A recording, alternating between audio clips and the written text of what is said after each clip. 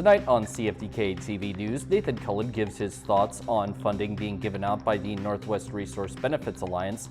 There's an update on a wildfire not too far from Terrace, and BC's firefighters are getting some foreign help. Northwest BC's only television news team. We are CFTK-TV News. Good evening, I'm Cal Baslin. Here's what's making news in the Northwest and beyond. With many communities standing to benefit from the recent Northwest Resource Benefits Alliance funding, CFTK's Jaylene Matthews talked to Stikine MLA Nathan Cullen to get his thoughts on the topic. A longtime advocate for the Northwest Resource Benefits Alliance, MLA for Stikine Nathan Cullen says this money is acknowledgement of Northwest BC's contributions to the province. And it proves the model that is true in other places in BC, in the Northeast, and the Columbia Basin, that the province acknowledges and the needs of our local communities and is willing to share in the revenue that the province collects on behalf of all British Columbians with the Northwest, so we can build up our communities, we can make them even more beautiful places to live. He says these investments will help bump northern communities into a bracket that puts them on par with larger municipalities applying for federal and provincial funds. Particularly for some of our smaller communities, don't have a big tax base. It's very difficult to even apply for a lot of the funding opportunities, either with the province or with the feds.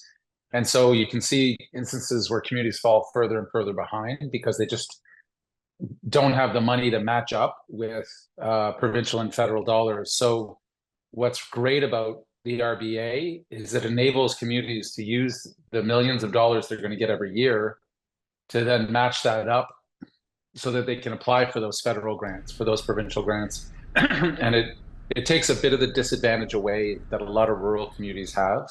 Collins says the $250 million commitment over 5 years is the starting point, and the Alliance will be seeking to renegotiate and renew the contributions for another cycle of years in the future. Yeah, and what the amount is, and do we need to tweak the program? All those things we're going to learn in the next couple of years, but getting to this point was really critical. We really relied on the communities to work out the funding arrangement amongst our local governments. The province didn't intervene and tell communities how to split up the funding. And again, that shows the partnerships because historically, maybe our towns argued a little bit more with one another, rivalries and all that. But in the world that we live in today, the more we work together, the stronger we are together. That's what we're competing with the world, right? In attracting investment and being an attractive place for people to live. Our competition isn't one town over. Our competition is the rest of the province, the rest of the country, and in fact, the world. And so we know we've got to keep our communities being the vibrant places that they are. For CFTK-TV News, I'm Jaylene Matthews. Some good news has emerged regarding what has been called the Pontoon Creek wildfire that popped up south of the Kitsim-Kalem Provincial Park and Lake at around 20 kilometers north of Terrace.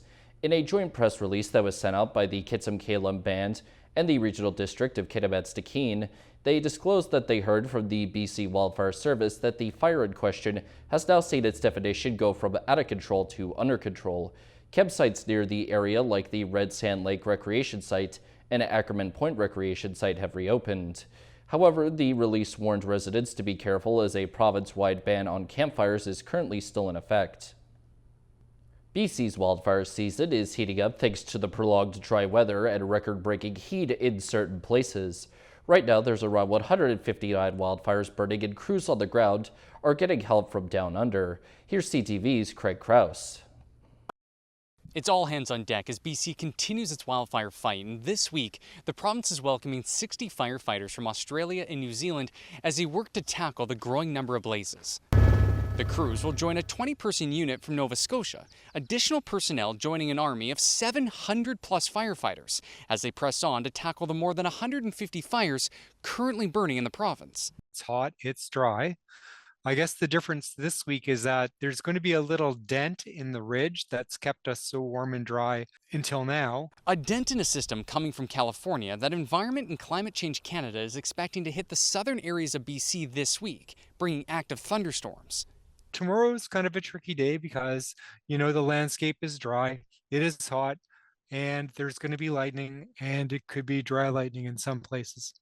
And the BC Wildfire Service says that 75% of the fires burning in the province were caused by lightning. And with an uncertain week ahead, crews can use all the help they can get. Craig Crow, CTV News, Coquitlam. The federal government is providing $18.4 million to the Gitnyaw Nation in northwestern BC to implement a governance accord signed between the nation, Ottawa, and the BC government in 2021. A statement from Crown Indigenous Relations Canada says the accord provides a pathway to transition away from the Indian Act to Gitnyaw self-government, and the funding agreement is a significant step forward. It says the funding will work to harmonize Gitnyaw laws with federal, provincial, and third-party interests, as well as the development of a revitalization plan for the nation's hereditary governance system with modern governance tools. The money will also go towards the construction of a new building to accommodate the nation's governance operations and a training institute.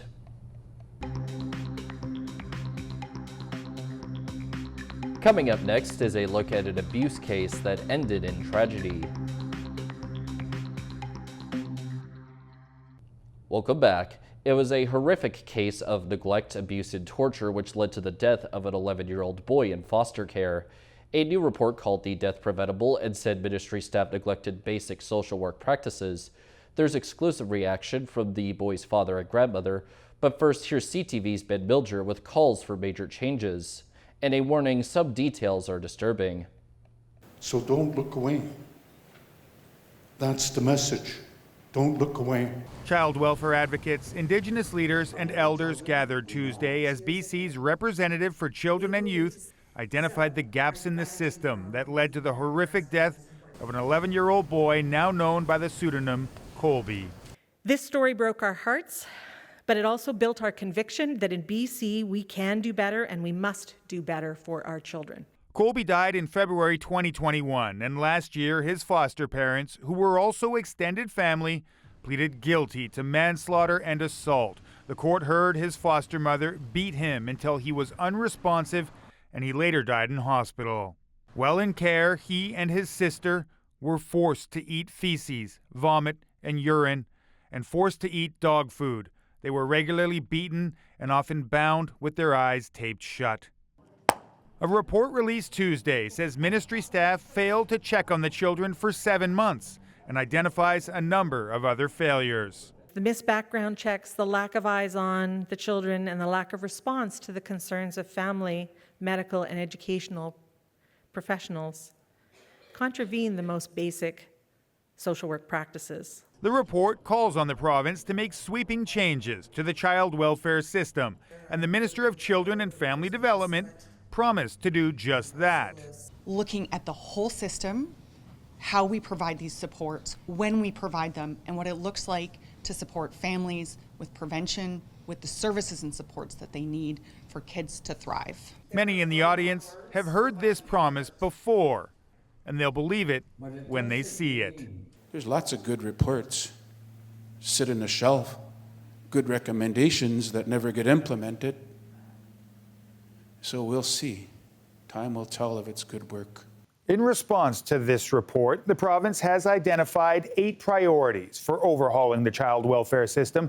It says it will establish a cross-ministry group to lead that work beginning this fall. Ben Milger, CTV News, Vancouver. The man who brutally killed and dismembered his wife, Naomi Onatera, was sentenced to 16 years in prison. But the family of the Langley teacher said the sentence doesn't ease their trauma. They say justice hasn't been served. CTV's Yasmin Gandam has the latest from BC Supreme Court.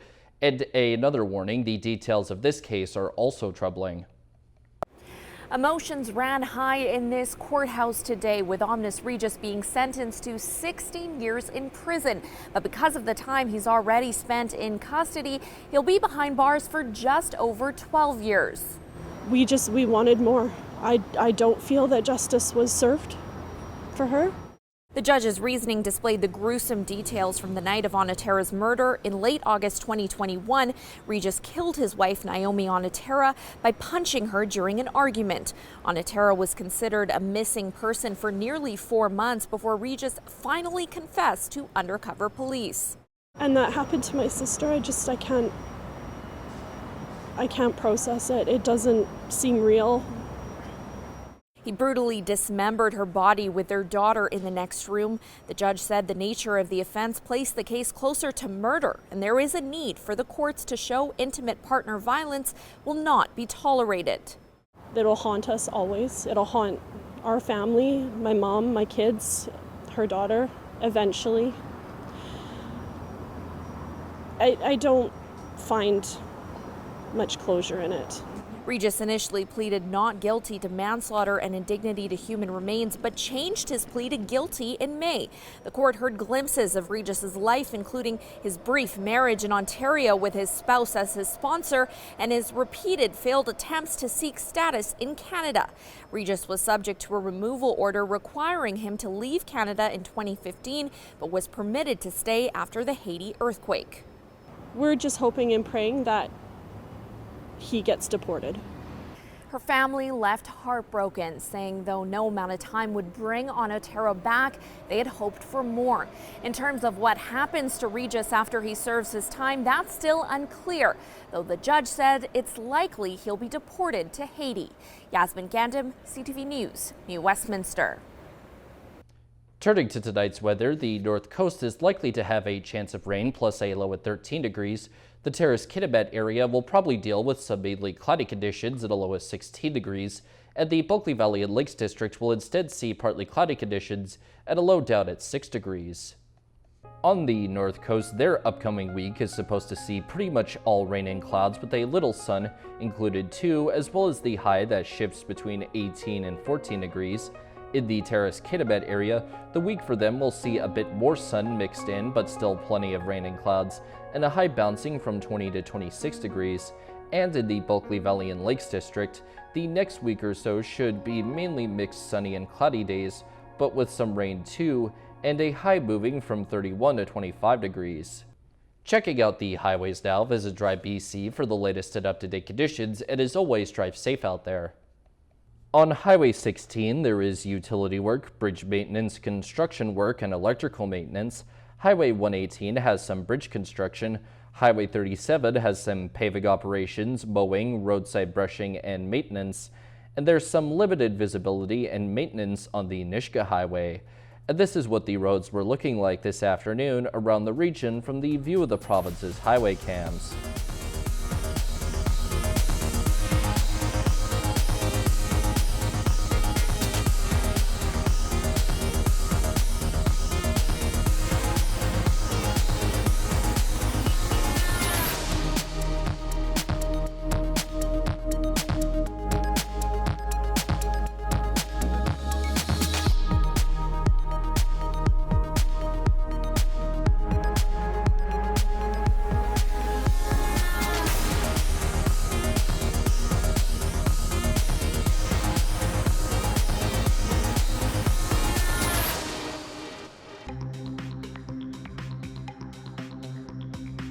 Still to come, we'll discuss some of the events at the Republican National Convention. Welcome back. Now to Kamloops' political drama. For nearly 2 years, the city has been embroiled in dysfunction as the mayor and council are constantly at odds. Despite calls for his resignation, the mayor refuses to leave. And as CTV's Penny Daflos reports, Kamloops isn't the only place where elected officials don't get along. His tenure has been marked by theatrics, and this day was no different. You mentioned the word resignation, and everybody shows up. Embattled Kamloops Mayor Reed Hamer-Jackson has seen lawsuits and clashes with council. He can no longer speak on behalf of the city, and he's had his salary slashed 10%. It's frustrating having to deal with allegation after allegation and then be muffled by council when I try to set the record straight with the truth. Shameful. Yeah. Shame. He told journalists he was considering resignation, but it turned out it was more self-promotion. I have decided that I must stay on as mayor and run. The mayor is one vote among many on council and has to work with those around the table to get anything done. And if the mayor instead chooses an abrasive, confrontational style of politics, then they're going to find it very difficult. Provinces have full jurisdiction over municipalities, but BC has been reluctant to intervene. A special advisor was assigned to Kamloops and made recommendations on a path forward, which the mayor rejected. Oh, so this is going to be a gang up on me now. There have been other ugly clashes between councillors and mayors in recent years, from hamlets like Pouce-Coupe to the city of Delta. There, council pulled Mayor George Harvey from representing them on Metro Vancouver's board. In the Fraser Valley, Harrison Hot Springs has seen its own drama. With Mr. Allen, the sky is always falling. If he had his way, Council has been at loggerheads for its 2-year tenure, and the mayor resigned last month, so they no longer have one. There is a danger here when provinces take too much of a hands-off approach, where these dysfunctional situations continue to persist and fester over time. I'm the mayor. I know you don't understand that, but I'm the mayor. But thanks. That title stands despite being largely stripped of its authority in a city making headlines for all the wrong reasons. Penny Jafflos, CTV News, Vancouver. Canada's premiers are looking to make headway on improving healthcare access, but they're also resisting the federal government over provincial jurisdiction. CTV's Judy Trin has more on the 3-day meeting of Canada's premiers in Halifax. Privatization is a poison pill. Listen to the frontline workers, listen to the nurses, listen to the doctors and the models that are needed to keep people here. While healthcare workers and advocates rallied, Canada's premiers got to work behind closed doors. An estimated 6.5 million Canadians do not have a family doctor. To find solutions, experts say the provinces need to get more information. Well, you need to know the list of people. You need to know exactly how many people and who they are that are in your province who don't have access to care, and build out a plan. The Canadian Medical Association says the provinces need to recruit more doctors and retain them by building up the supports around physicians, allowing them to focus on patients and reducing their paperwork. That support would look like reducing our administrative burden, so easier electronic medical records, better interoperability of data, providing those infrastructure supports. Over the next decade, the federal government will transfer nearly $200 billion to the provinces and territories to improve healthcare. But premiers are increasingly concerned that Ottawa is attaching too many strings and encroaching on areas of their responsibility. We just would like them to use the process that is tried and true, that has always worked, where we come to the table, we negotiate, we develop the side agreements, and then we develop some metrics to demonstrate that we're going to achieve them together. In the past year, the Trudeau minority government, backed by the NDP, has put in place a national dental care program for lower-income families and passed legislation to provide free diabetic drugs and contraceptives to all Canadians. But these programs are not supported by the federal Conservatives, and some provinces want to opt out. Judy Trin, CTV News, Halifax. Day 2 of the Republican National Convention recently wrapped up, and the party appears more unified by the assassination attempt of their presidential nominee. Donald Trump surprisingly appeared at the event, his first since the shooting. CTV's Joy Malbon reports. Donald J. Trump. Greeted to roaring applause, Donald Trump's first appearance, his ear bandaged after the attack. The former president seemed changed by the gravity of the moment. He wasn't supposed to appear after his brush with death, telling newspapers, "I'm supposed to be dead."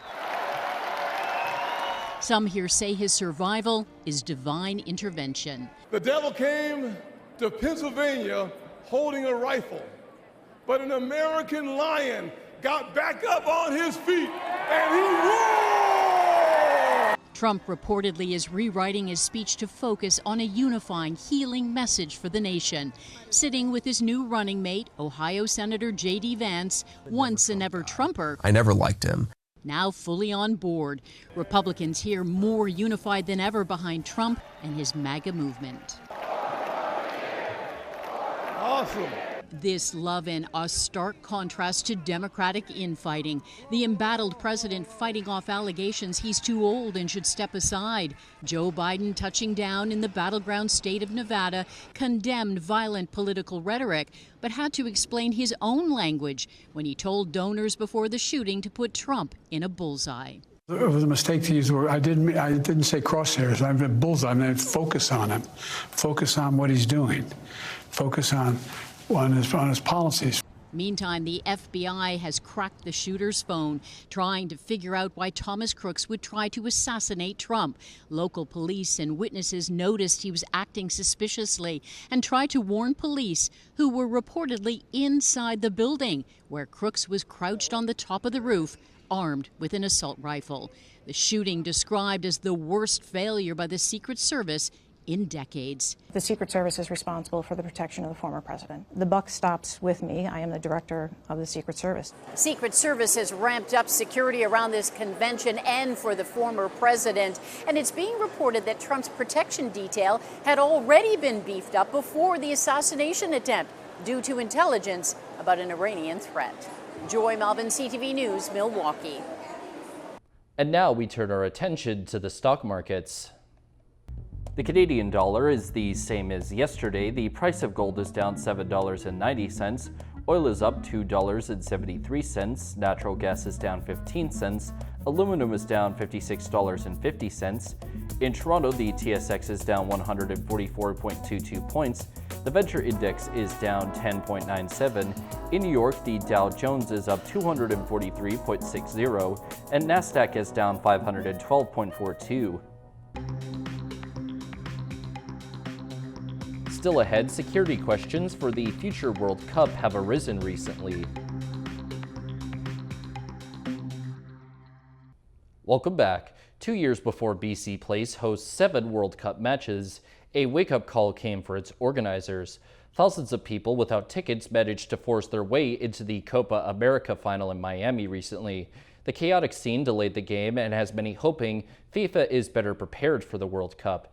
CTV's Shannon Patterson has the story. What is going on here? People are getting into the Copa America through the ventilation system. As unticketed fans swarmed Miami's Hard Rock Stadium, determined to find a way into Sunday's Copa America final, People are just climbing the fence right now. it created a potentially deadly crush of people and a huge security risk. It's exceptionally dangerous. It's incredible that there weren't more people injured. And avoidable. The president of Providence Security says fans without tickets shouldn't have been able to get anywhere near the stadium. If you're going to have 65 or 70,000 people in one spot, you need to have a security perimeter that is not the perimeter of the building. It's got to be much further out. You shouldn't have been able to approach the fence that we saw breached. You shouldn't have been able to approach that without a ticket. After unticketed fans pushed their way into the Euro final at Wembley Stadium in 2021. The next major game that they'd pushed out a fence, a security detail to extend the perimeter. So they did learn and they did adjust. But it appears Copa organizers didn't learn from what happened at Wembley. It floored me that all this was allowed, and it to me underlined a catastrophic underestimation of exactly what they were hosting. BC Place is hosting 7 World Cup matches in 2026. We are hosting earlier rounds, so I think there is a little bit of a lower risk. At the same time, that's why it's expensive to have proper security. They have to be ready for whatever the fans throw at them. And that includes large-scale stadium swarmings that have been planned online with a goal of overwhelming security. I have no doubt that we can do this better than what we just happened. I'm not worried. I'm not sowing fear by any stretch of the imagination. It can be done right. You just have to put in the work. FIFA has 2 years to work out how to make BC Place and other World Cup venues secure. Shannon Patterson, CTV News, Vancouver. That's all of our news for now. From everyone at CFTK-TV News, I'm Cale Maslin. Thanks for watching.